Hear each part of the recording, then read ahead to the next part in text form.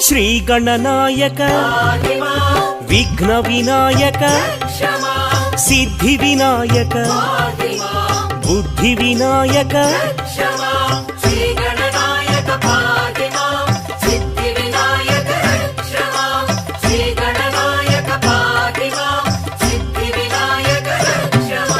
మూషిక వాహన మోదక హస్త పార్వతి తనయ పాప విమోచన